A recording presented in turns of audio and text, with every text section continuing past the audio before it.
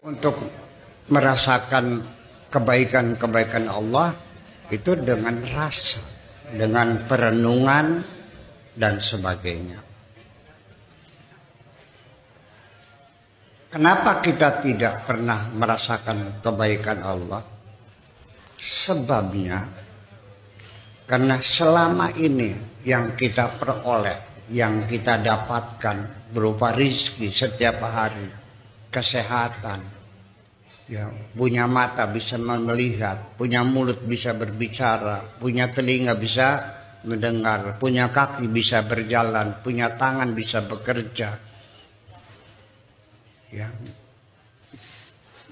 bisa bertani dan panennya bagus, bisa bikin rumah, bisa beli mobil dan sebagainya. Itu semuanya diklaim oleh kita sendiri bahwa itu hasil jerih payahku. Semeneki oli kengelan. Ya, saya dapat rezeki semacam ini dengan susah payah. Ini oli banting tulang peres keringat. Awan dadi bengi, bengi dadi endas, dadi sikil, sikil dadi endas.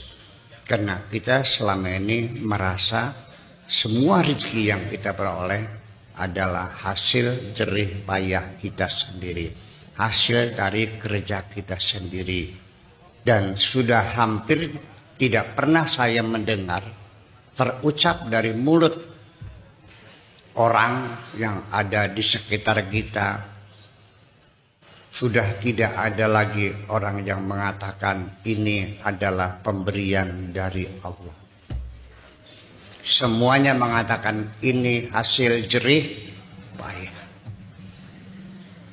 Masih ada enggak yang mengatakan ketika ditanya, dari mana kau dapatkan ini?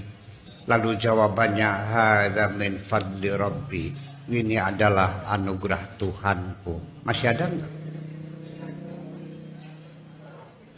Malah justru ditangkap polisi. Dari mana kau dapatkan mobil ini? Pemberian Tuhan aja, ini maliknya. Betul enggak? Justru karena itu. Jadi selama ini logika kita mengatakannya bahwa semua yang kita dapatkan itu adalah proses kausalita, sebab akibat. Ya, karena kitanya bekerja maka kita dapat rezeki. Yang tidak bekerja ya tidak dapat rezeki. Ya, pengen sugih ya kudu kengelan, pengen pinter ya kudu belajar. Itu hukum kausalita.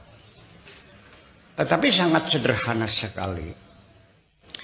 Klaim kita sendiri sesungguhnya itu tidak berdasarkan hukum kausalita. Ketika kita mengatakan saya bisa bikin rumah ini karena jerih payahku, karena usahaku, karena aku kreditan dan aku cicil setiap bulannya, hasil daripada gajiku dipotong 50% dan sebagainya dan sebagainya.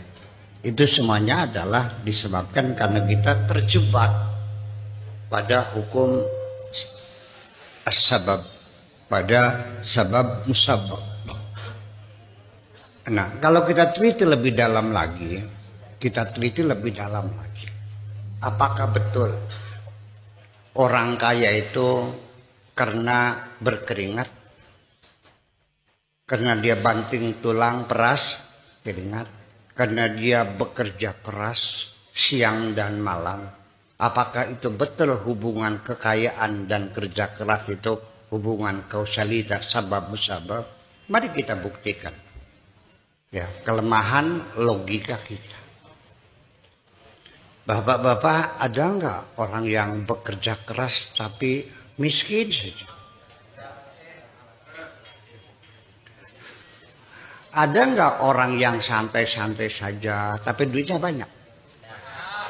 Kalau begitu ada hubungan enggak kekayaan dengan keringat? Paham, Pak?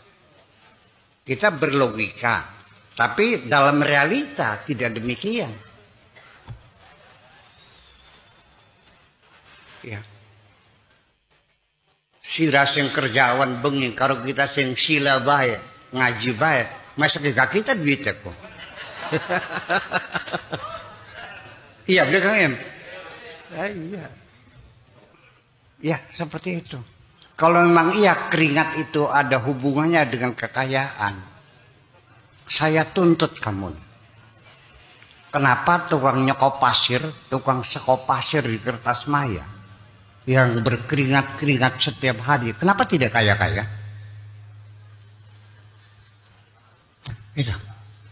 Itulah yang jadi persoalan, bahwa pengingkaran kita terhadap pemberian Tuhan itulah salah satu yang menghambat kita tidak pernah mencintai Tuhan.